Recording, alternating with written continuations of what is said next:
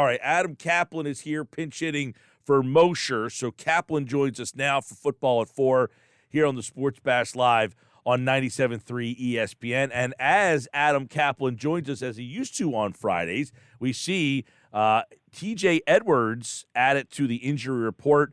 Lane Johnson was a full participant, and so was Avonte Maddox. So only Edwards, who was limited, but that could be a big one. We'll get some information on that. But Maddox, full participant, and I guess that was the one we were really looking for, Adam.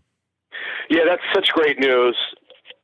And as we talked about in this morning's show, either he can do everything or he can't. And he can. Today, he did everything. So that should be, it's not like I know they don't practice very long on Friday, but he did a lot. In fact, we had a nugget on our show that said basically that things are trending well. He's got a chance. And they didn't want to give the thumbs up until they saw him go through practice and not have any issues. You know what happens too often in the league is that guys come back from whatever injury, ankle, knee, and then the guy works on Wednesday, or in this case Thursday because he goes to practice on Wednesday, but guy works Thursday, and he's too sore, and the guy winds up not playing. So you don't want to give a thumbs up until you see how he does. He did well on Thursday because, in fact, Sirianni said he was actually going to practice more. He's actually going to do more on Thursday. He did. He worked through today, and he's good to go. Now, T.J. Edwards, by the way, just looking this up, I chart this stuff. This is the first time all season he's been listed with an injury other than rest, which is not an injury. This is his first injury. They do expect him to play his no game status designation. So, Mike, barring any kind of setbacks with these three players, they will all play on Sunday. Yeah, big news there. And, of course, the biggest news is Avonte Maddox. And I guess we can kind of peel the onion off of that, Adam, is what does having Maddox back, what does that do for the defense now? Because, we were looking back at this, the games that he's missed, it kind of coincided a little bit. Some of it with Chauncey Gardner-Johnson out, too, was when the Eagles kind of struggled against CeeDee Lamb. They've had some problems there. Now, Chauncey Gardner-Johnson went to the slot and has taken some of those problems away. But now that he's moving, he's running. Where, does he practice? Where does he practice? Where does he play? How does Maddox returning give a lift to this defense? Mike, unless the coaches feel that it's not an injury thing so much right now because he was able to run, stop, start, and cut on that surgically repaired toe. It's just condition-wise, do they feel that maybe he needed another week to play every snap? Or is he at 75% in terms of his conditioning? Actually, Mosher mentioned that, and that was a good point. So that's the thing we don't know. From a physical standpoint, he's shown that he can do the job. That's not the issue right now. I'm sure there'll be some soreness.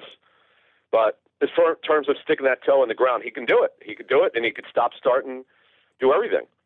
So that's great. In fact, he had to show that he could do more than the individual work, which the reporters were able to see. So this is good. Now, what will happen is, Mike, unless they think he's not ready to play a full set of snaps, he should be their main slot corner, which means Chauncey Gardner-Johnson mostly will play at safety, where he was unbelievable, Mike, with the 6 picks. He's tied for 3 other players. He finished the regular season with 3 other players at 6, which is incredible considering the guy missed a lot of time. And, look, this is kind of like we had said 4 weeks ago when they did not put him on IR. At the time of the injury, it was sort of like a educated guess. They clearly believe he could be back for the Super Bowl with an outside chance at being available for the championship game. And guess what? Here we are. That's great news, Mike. And didn't think this would be the case to start the week. We were kind of hesitant to give a thumbs up until we got more information. And the key was Thursday's practice. I could tell you that for a fact. That was the big practice. And that's a thumbs up. So this is great news going against a Niner team, Mike, that's absolutely loaded at wide receiver. He'll see some of Deebo Samuel in the slot. Yeah. Samuel will be moved. And not so much Ayuk, and then Juwan Jennings as well, who's a tall backup receiver. Yeah, I was going to ask you if Maddox didn't play, but he is. That changed a little bit. But one thing that Dallas did was they put Lamb, they slid him down and ran him a lot in the slot, and they took advantage of that. Does Shanahan say, hey, we're going to use Deebo in that slot role a lot more if you're going to play Chauncey Gardner-Johnson down there? Not that Chauncey Gardner-Johnson isn't a good player. He just hasn't played that spot as much this year. So that kind of maybe changes the way that Shanahan uses Deebo Samuel. Yeah, well, last year, he was Chauncey Gardner-Johnson was one of the better slot corners in the NFL. and he's going back to his college position of safety. Boy, what a trade that was, Mike. Think about this one. This is what people probably forgot, and I always have to remind myself of how crazy this is. They made the trade a week before the season started. He had to learn a completely new defense, a completely new role in season. Typically, you want to do this in March when the trading window opens. Well, they did it in early September, and here we are. He's been one of the most amazing stories, and quite frankly, and Howie Roseman, the GM, deserves this. I did vote for him as the executive of the year, and he look, this is a signature move by him. I did not know Gardner Johnson was this good, and I didn't know he could play center field the way he does. But he certainly has. Was there a number two was there a number two in the voting? Who was? I mean, it feels like Roseman was almost a runaway here. No. Yeah, I didn't. It's the longest poll that I voted in 2. I used to vote in 3 or 4, but I only do 2, and it took me like an hour and a half, by the way, because they go by conference. They go, best AFC player, best NFC player, offense and defense, and executive of the year, assistant coach of the year. They're very detailed, but the one thing I don't agree with, Geno Smith got comeback player of the year. What was he coming back from? He was a backup for most of his career. He never had a good season. I didn't understand that. Yep, I Most agree. improved, yes. I got no problem for it. What a great story. But he's definitely not a comeback player. It makes no sense. Let's look at some strengths of this Niner team from Adam Caplan here, because obviously that Niners run defense, Adam, what makes their ability to stop the run? What are they so good at on that side of the ball? Yeah, a couple things here, which we're going to note on our Sunday show, but I'll just throw this out there now. Just going through the schedule, yes, Mike, their run defense is unbelievable. We'll get into that in a second. But if you look at their schedule, they haven't really faced really many good running backs. Now, they did a good job against Josh Jacobs, decent job, but it's not like they went against the who's who of great offenses. Now, they shut down Alvin Kamara. Kamara has not been himself this season. The scheme kind of changed after Sean Payton left. So what do they do so well? First of all, they've got maybe the 2 tallest defensive tackles. Eric Armstead is like 6'6", 6'7". Kinlaw 6'4", 6'4.5" with super long arms. Obviously, Armstead's very long. And they also have a really good rotation. Hassan Ridgeway was their 3rd D tackle, by the way, former Eagle. He's out on injury reserve. And T.Y. McGill, former Eagle, is their 4th tackle.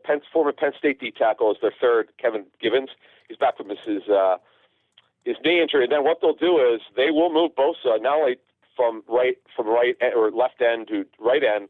They'll also play a little bit inside and nickel. You'll see that.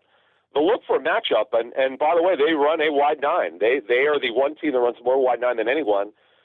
In fact, the defensive line coach Chris Kuceric used to work for Jim Schwartz in Detroit. And he brought the wide 9 to the Bay Area, and he's a terrific coach, high energy guy, great teacher. So this is tough. And then you mentioned Fred Warner is the best off-the-ball linebacker in football. And Warner told me when they drafted him, he never played middle linebacker in his life. And think about that. He's the best middle linebacker in football. What an unbelievable story. Adam Caplan, Football 4. If you watch a Niners game, okay, you're an Eagles fan, you watch a couple Niners game, there's a good chance you would hear the play-by-player say, Talanoa Hufanga with a sack. Hufanga's awesome, yeah. Tell us about how they use him and how he could be a disruptor in this game. Yeah, and Greg Papa, my friend Greg Papa, Gary's brother. Remember the late Gary Papa? Greg's the play-by-play voice, and he's phenomenal. Yeah, I love it when him and Tim Ryan call those games. So Hufanga dropped at USC. He would have been a 3rd-round pick, I was told, but he dropped so far to the 5th. He broke his collarbone twice, the same side. He also had a shoulder injury. See, these are common injuries for safeties, and teams really worry about the longevity of these players. So that's the thing. He's more of a box safety. He is amazing. And then they have Jimmy Ward, who used to be their starting free safety, who replaced K'Wan Williams. K'Wan Williams moved on as their slot corner. So Jimmy Ward is a tall slot corner. The one thing, though, that happens, though, and someone in analytics told me this, and it wasn't like I didn't believe the guy. I just wanted to look it up. He goes, one thing that the Niners struggle against is against leverage wide receivers, guys who are very physical. A.J. Brown got them badly last year with the Titans, but the Niners had three guys who are no longer on the team starting in their secondary. But Metcalf just got them badly. Devontae Adams crushed them. He leveraged the heck out of their corners. And a couple other, the Chiefs did the same thing. Both of their top receivers are big in size. And so that's one thing. A.J. Brown is probably going to be my player of the game on Sunday when we all pick, all four with me, Cosell, Levant, and Mosher, pick our players. I'll probably go with A.J. Brown because these receivers, man, they're good. Though Shavarius Ward, who came over from the Chiefs, he's been a good story. And Diamador Lenore kind of rebounded for a very tough year. He could run. He's improved, but you could throw against these guys, and every team does because teams kind of bail on the run game against them. They just kind of figure the only way that you're going to win or have a chance is to throw against them. And that's what the Raiders did, and they did a good job against them. Yep, looking at the Niners and Eagles, of course. Nick Bosa is a name that everybody knows. He's probably going to win Defensive Player of the Year. He had 18 and a half sacks. So tell us how they use him and how Philadelphia needs to be aware of him. Yeah, he's a better player than his older brother, Joey. He's more athletic. This is the word coming out of the draft in 2019. He still is. And think about this. The best edge rusher in the league tore his ACL 2 years ago, and he rebounded nicely last season, and he's been incredible this season. He's going to get a monster extension this coming off season. He should be the highest paid defensive player in the NFL by May. I would expect him to get that done by the draft at the latest. Yeah, he gets so low. He's so bendy, Mike. He's really hard to disrupt. He's amazing. He's an amazing football player. You're going to see him line up a lot on Lane Johnson's side. This could be a tough challenge for Lane. Thibodeau's not bendy like this guy is. Then obviously, if they move over to Mailata's side, that certainly will be a challenge for him. Because remember, he gets low, and tall guys sometimes have trouble bedding down below. It's going to be it's going to be a hard matchup for both those guys, but particularly for Johnson. I give Lane credit, Mike. What he did was simply incredible. To not give up a pressure or a sack, and to look fairly natural doing it is just absurd with the torn adductor tendon. And Jason Vaughn told us on our show last Sunday, Jason played with it all like most of the season many years ago with the Eagles, but he wouldn't practice on Wednesday or Thursday ever. He would just get a light workout in and he found a different way to manipulate his body, which is the nugget we had from our sourcing that Lane through practice and rehab found a way to sort of contort his body to figure out a way to get through it. And my gosh, Mike, he was able to do that. Now we'll see if he can do it this Sunday against the visiting Niners. Yeah, this is going to be a tough matchup for Lane Johnson. And again, if he goes out, that really changes the complexion of the game. What about? Don't say that. Don't upset the listeners, man. Yeah, Lane's unbelievable, man. I don't know how he does it. Give us a little, because I think the Reddick-McGlinchey matchup. So what do you know about McGlinchey, and what do you see from that matchup? Because I really thought Reddick against Neal was, he was such a problem for the Giants.